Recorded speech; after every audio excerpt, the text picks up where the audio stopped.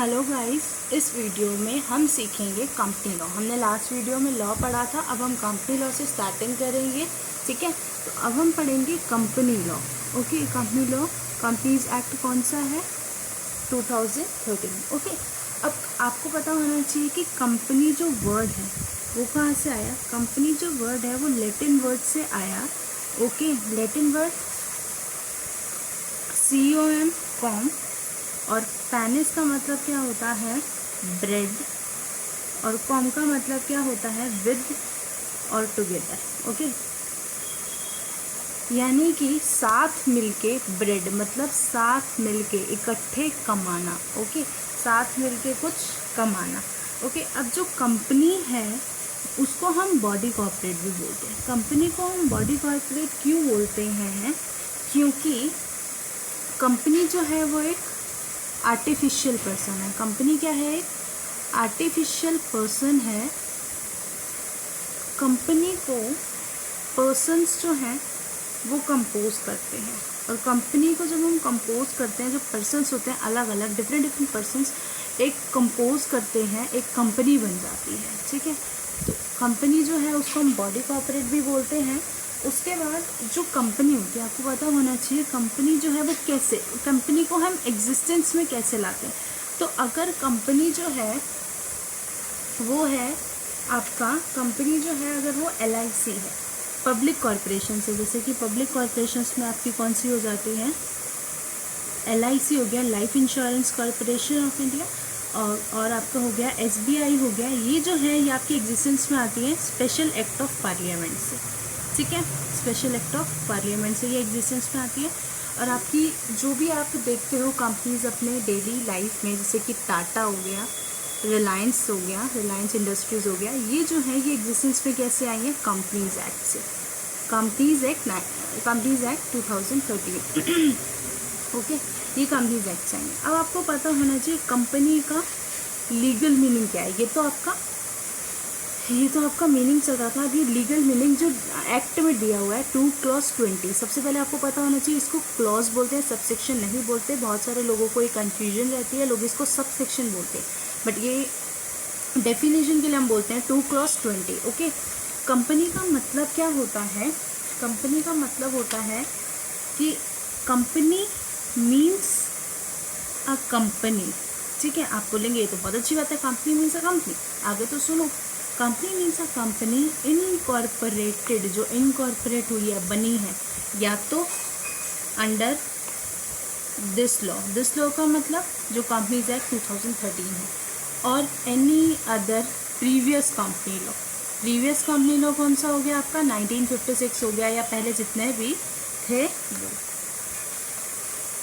Okay, तो यहाँ तक समझ में आया कंपनी आया कहाँ से? कंपनी लैटिन का वर्ड है, कहाँ से आया? Company body corporate, company is also known as body corporate. ठीक है, फिर उसके बाद कंपनी जो है वो एग्जिस्टेंस में कैसे आती है? ठीक है, या तो स्पेशल एक्ट ऑफ पार्लियामेंट से या फिर कंपनीज एक्ट से। ओके, उसके बाद कंपनी का meaning as per legal definition, ये आपका मीनिंग नहीं है, आप बोल सकते हैं कि कंपनी की लीगल डेफिनेशन है जो एक्ट में दी हुई है 2 क्लॉज 20। अब हम कंपनी के कुछ फीचर्स देखेंगे। हमने कंपनी के मतलब तो देख लिया, कंपनी के फीचर्स या आप कह सकते हो कैरेक्टरिस्टिक्स। ओके, सबसे पहला कि कंपनी जो है वो एक आर्टिफिशियल पर्सन है। ठीक है, आर्टिफिशियल पर्सन आप कह सकते हो कि कंपनी कोई भी ह्यूमन बीइंग नहीं है। ठीक है, कंपनी एक ह्यूमन बीइंग नहीं है, लेकिन कंपनी जो है वो एक्ट करती है किसके थ्रू? ह्यूमन बीइंग के थ्रू। ठीक है, उसके बाद company is considered as legal person, हम उसे मानते हैं। कंपनी को हम लीगल पर्सन क्यों बोलते हैं? कंपनी को हम लीगल पर्सन इसलिए बोलते हैं क्योंकि कंपनी के पास सारे राइट हैं, वो कॉन्ट्रैक्ट्स कर सकती है। ठीक है, अपने नाम से किसी भी कॉन्ट्रैक्ट में एंटर कर सकती है, प्रॉपर्टी ले सकती है ऑन इट्स ओन नेम, अपने नाम से प्रॉपर्टी ले सकती है, स्यू केस कर सकती है, कैन बी स्यूड, कोई उस पर केस कर सकता है। मतलब कंपनी एक ह्यूमन बीइंग नहीं है, बट कंपनी के लिए ये सारे काम हो रहे हैं। ठीक है, तो कंपनी जो है वो एक आर्टिफिशियल पर्सन है। कंपनी जो है इनविजिबल है, इंटेंजिबल है। एग्जिस्ट, जो कंपनी एग्जिस्ट करती है ना, वो करती है इन दी लॉ में एग्जिस्ट करती है। और कंपनी सारे के सारे राइट्स एंजॉय करती है। इन कंपनी की कुछ ड्यूटीज़ भी होती हैं। तो कंपनी का पहला कैरेक्टरिस्टिक हो गया, कंपनी जो है वो एक आर्टिफिशियल पर्सन है। नेक्स्ट कैरेक्टरिस्टिक्स है कि कंपनी जो है वो सिटीज़न नहीं होती, क्योंकि सिटीज़नशिप एक्ट जो है ना हमारा, उसमें से हमने कंपनी को बाहर किया हुआ है। तो कंपनी जो है वो सिटीज़न नहीं होती। थर्ड, कंपनी सिटीज़न नहीं होती बट कंपनी रेजिडेंस होती है एंड उसके पास नेशनैलिटी भी होती है। ठीक है, जहाँ का रजिस्टर्ड ऑफिस होता है, जहाँ कंपनी बनती है, ठीक है, company is capable of having a domicile, और जो उसकी डोमिसाइल इज़ द प्लेस जहाँ पे उसका रजिस्ट्रेशन होता है एंड दैट डोमिसाइल जो है वो उसको एग्जिस्टेंस में रखती है।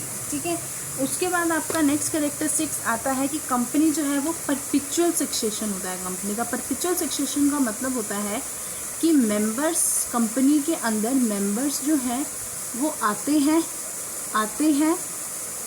और जाते हैं, बट कंपनी जो है गो ऑन चलती रहती है। कंपनी कभी भी बंद नहीं होती किसी भी मेंबर की डेथ से।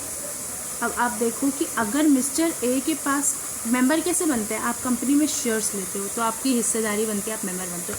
मान लेते हैं कंपनी में मिस्टर ए के पास शेयर्स थे, अब उसने अपने शेयर्स को सेल कर दिया मिस्टर बी को, तो हम कह सकते हैं ना मिस्टर ए जो है वो कंपनी से चला गया।